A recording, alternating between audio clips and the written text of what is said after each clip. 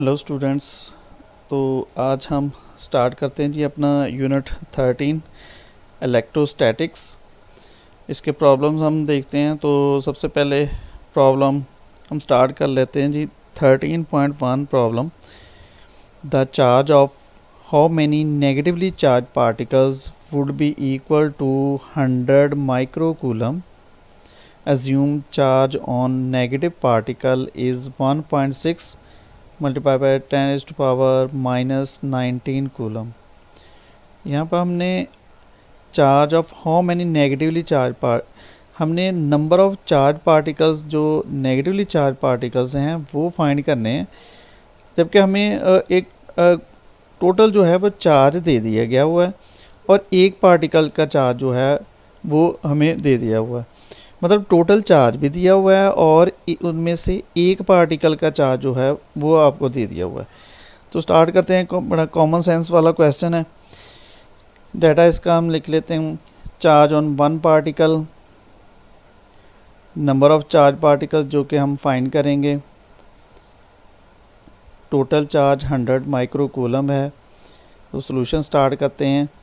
तो सॉल्यूशन में हम नंबर ऑफ चार्ज पार्टिकल्स, आप टोटल चार्ज को एक चार्ज पार्टिकल से डिवाइड कर देंगे तो हमारे पास आंसर आ जाएगा नंबर ऑफ चार्ज पार्टिकल्स। तो सिंपल सा question, 100 microcoulomb divided by 1.6 10⁻⁻19 coulomb. तो इसको हम कैलकुलेटर से कैलकुलेट करेंगे तो ये हमारे पास नंबर ऑफ चार्ज पार्टिकल्स 6.25 10⁻14। ये हमारे पास number of particles, charge particles जो हैं वो हमारे पास आ जाएंगे।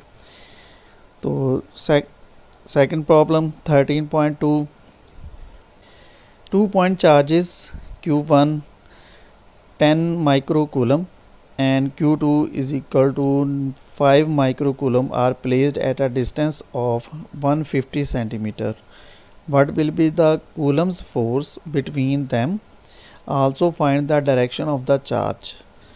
हमें 2 पॉइंट गिवन है, उन पॉइंट चार्जेस Q1 10 माइक्रोकूलम और Q2 5 माइक्रोकूलम और उनके दरमियान जो डिस्टेंस है वो 150 सेंटीमीटर का है। तो हमने कूलम फोर्स फाइंड करनी है इन दोनों पार्टिकल्स के दरमियान और चार्ज की डायरेक्शन जो है वो फाइंड करनी है। तो डाटा लिख लेते हैं। डाटा हमारे पास चार्ज Q1 10 माइक्रोकूलम, तो माइक्रो की वैल्यू 10⁻⁻6 होगी तो हम कूलम 7 लगा देंगे। चार्ज सेकंड चार्ज जो है वो हमारे पास Q2 है, वो 5 माइक्रोकूलम है। माइक्रो की वैल्यू हम यहाँ पर लगा देंगे। डिस्टेंस R हमें गिवन है 150 सेंटीमीटर। सेंटीमीटर जो कि ऐसा यूनिट नहीं है तो हम इसे कन्वर्ट कर देंगे मीटर में। तो 100 से डिवाइड कर देंगे तो ये हमारे पास 1.5 मीटर। फोर्स हमने फाइंड करनी है, कूलम फोर्स F। तो सॉल्यूशन स्टार्ट करते हैं। तो हमें कूलम फोर्स का फार्मूला जो है वो हमें आता है, हमने पढ़ा हुआ है। We have coulomb's force F is equal to K Q1 Q2 over R square. जब वैल्यूज़ यहाँ पर लगा लेते हैं तो K की वैल्यू यहाँ पर कांस्टेंट जो है वो 9 मल्टीप्लाई बाय 10⁻⁹ Q1 की वैल्यू भी और Q2 की वैल्यू भी और नीचे 1.5 का स्क्वायर। इसको हम कैलकुलेटर से कैलकुलेट कर लेंगे, डायरेक्ट कर लेंगे, कोई हर्ज नहीं है। तो आप कर सकते हैं यहाँ पर।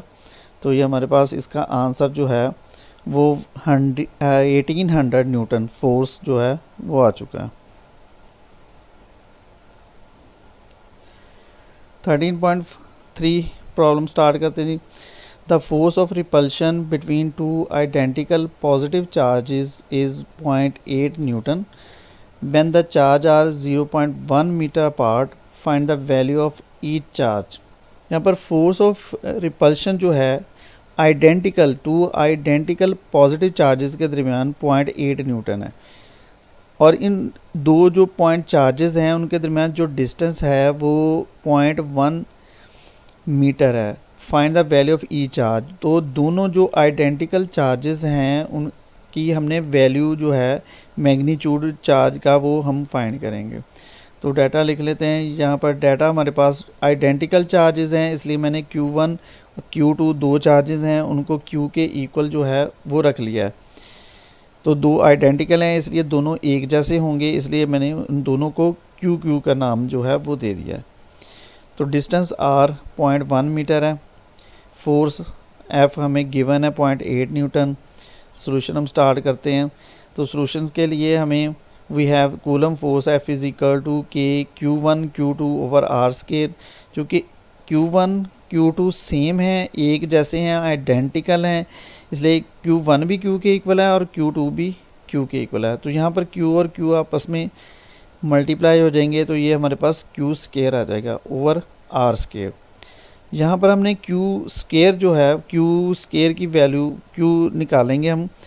तो Q square is equal to, Q square इधर ही रहेगा, ये R स्केयर जो है वो दूसरी तरफ जाकर मल्टीप्लाई हो जाएगा और K जो है इधर मल्टीप्लाई हो रहा है दूसरी तरफ जाकर डिवाइड हो जाएगा। तो हमारे पास Q स्केयर का formula F R square over K। तो F भी गिवन है, R भी गिवन है, K की वैल्यू हम जानते हैं 9 मल्टीप्लाई बाई 10 टू पावर 9। तो वैल्यू यहाँ पर हम लगा देंगे तो Q स्केयर की वैल्यू ये आ जाएगी हमारे पास 8.89 multiply by 10 is to power -13। तो यहाँ पर हम दोनों तरफ स्केयर रूट ले लेंगे, तो हमारे पास Q की वैल्यू 9.43 multiply by 10 is to power -7 coulomb. तो ये हमारा आंसर। प्रॉब्लम नेक्स्ट प्रॉब्लम हमारे पास 13.4 two charges repel each other with a force of 0.1 Newton when they are 5 centimeter apart. Find the forces between the same charges when they are 2 centimeter apart. दो charges हैं वो repel each other, इस force के साथ 0.1 Newton के दरमियान जो है वो फोर्स है और वो 5 सेंटीमीटर के फासले पर है। हमने फोर्स फाइंड करनी है। अगर हम डिस्टेंस 5 सेंटीमीटर की बजाय अगर 2 सेंटीमीटर कर देते हैं तो फिर उन चार्जेस के दरमियान जो है वो फोर्स कितनी होगी ये हम फाइंड करेंगे। तो डाटा हम यहाँ पर लिख लेते हैं। डाटा हमारे पास डिस्टेंस R1 जो है 5 सेंटीमीटर, सेंटीमीटर से मीटर में कन्वर्ट करेंगे, 100 से डिवाइड करेंगे तो ये 0.05 मीटर। फोर्स F1 0.1 न्यूटन जो है वो हमें गिवन है। डिस्टेंस R2 जो सेकंड डिस्टेंस है वो 2 सेंटीमीटर है, इसे भी कन्वर्ट कर देंगे मीटर में। फोर्स F2 जो है वो हम फाइंड करेंगे। चार्जेस जो हैं रिपेल हो रहे हैं, मतलब इसका मतलब है दोनों चार्जेस जो हैं वो सेम है, सेम एक जैसे हैं, इसलिए Q1 Q2 जो है वो इक्वल होगा। सेम पिछले प्रॉब्लम की तरह, प्रीवियस जो हम प्रॉब्लम कर चुके हैं उसी प्रॉब्लम की तरह Q1 Q2 जो है वो मैंने यहाँ पर Q के इक्वल रख दिया कि मतलब Q1 भी Q है और Q2 भी Q है।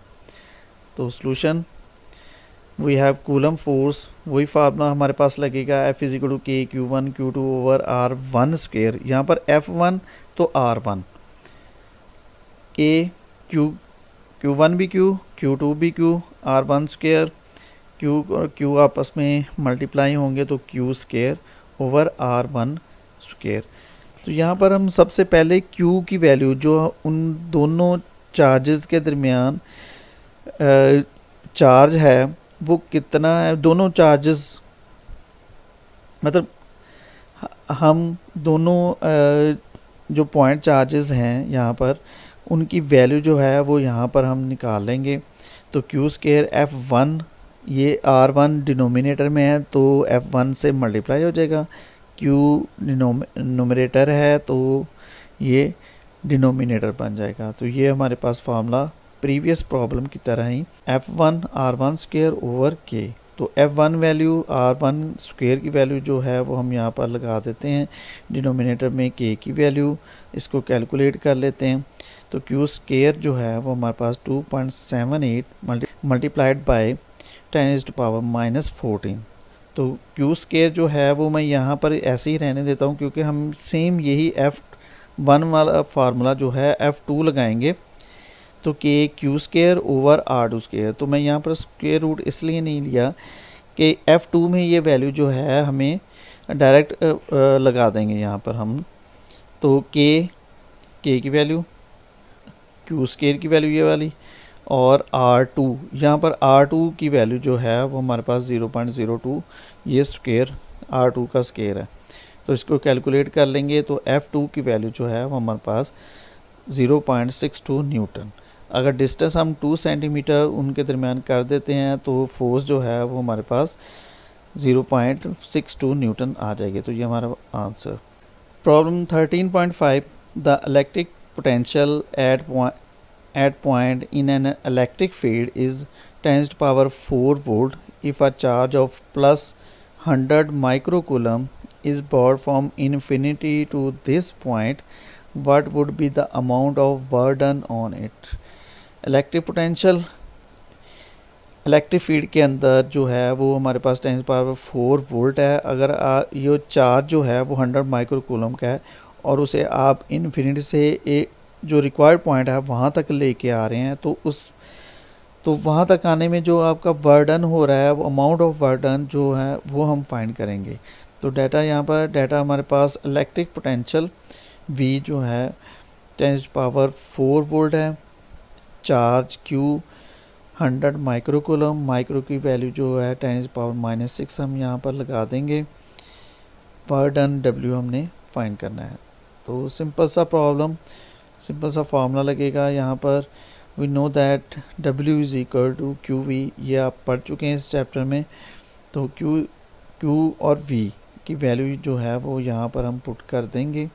Q 100 और V 100 मल्टीप्लाई बाई 10 पावर -6 और V की वैल्यू जो है वो 10 पावर 4। तो इनको हम मल्टीप्लाई करेंगे तो हमारे पास 1 जूल। तो वर्क डन हमारे पास 1 जूल, जो कि हमारे पास इस प्रॉब्लम का आंसर।